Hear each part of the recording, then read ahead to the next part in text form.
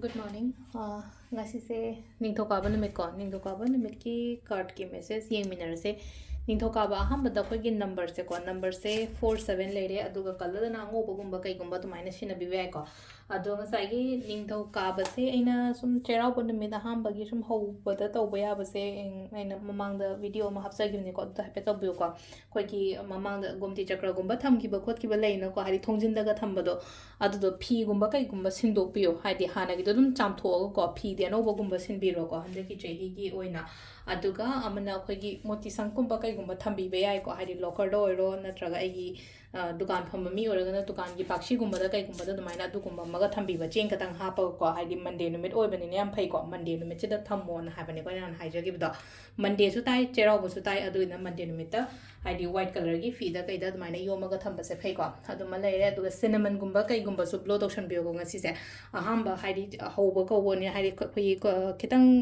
khubak ta hape da na ko cinnamon se duga ai gi yum lom da adumaina blow gumba tawshan ba ko adu ma leire ko adu aham ningthokaba gi number se number 47 leire ko aduga dress ta ngoba gumba kai gumba aduga khoi chak thong ba da hapa ya ba se angoba machu gi cha cheng shu ba se da khoi gi shongom na tra chini gumba kai gumba adumaina happy be ko aduga nungti gi lawthok adumaina card ahum khatang lawthok sarage card ahum chidai card amma khanbira se ko card number 1 consider card number 2 consider traga card number 3 consider ko amma khanbira se ko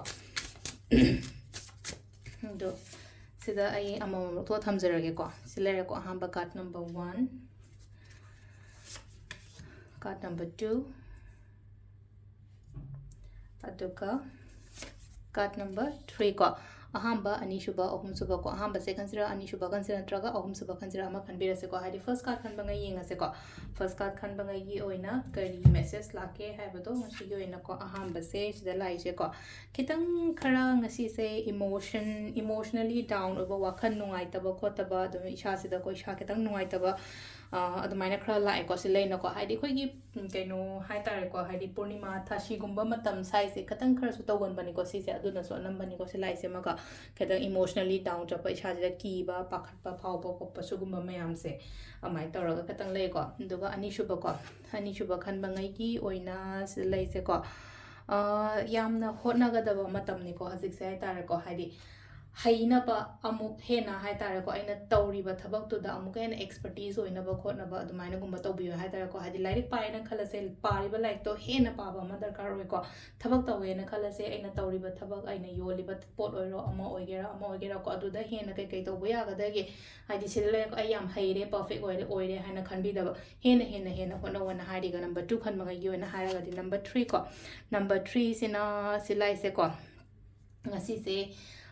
kainoma hauge tauge kaina khalli ko haidi yamna energetic oina yamna ambitious oina ko ai chatlage ngamni habagi dumai taro khala leibato atu silere ko ado si lakpa matam sida khoina kamai tauge ha matam khudong jaba gumba sudum lakani ko khara adu dum haina khalliba aina tawriba boto haidi pangthokpiba growth lakani ko sida engonda kana bagumba dum porokpodo adu lere ko aduga timing sina kram kanda no hai kan sida haidi pung 3 ga minute 38 ayukini ko 3 ga minute 38 dena taruka minute 18 phang lere adegi 9 ga minute 3 dena 8 ga minute 38 phang lere ko ninna 12 ga minute 50 dena nungda wairamgi 3 ga minute ama phang lere ko nungdangi na 8 ga minute 50 dena 13 ga minute 13 phang lere nongalamdagi na 12 ga minute 39 dagi na nongalamdagi 3 ga minute ahing nongyai ge hatare ko ahing gi 12 ga minute 38 daina next day nongalamdagi 3 ga minute 52 phang lere ko sisna ko gi ngasi gi oina Afaba time ko ado sida lere ko gi daily card message se ma'am thank you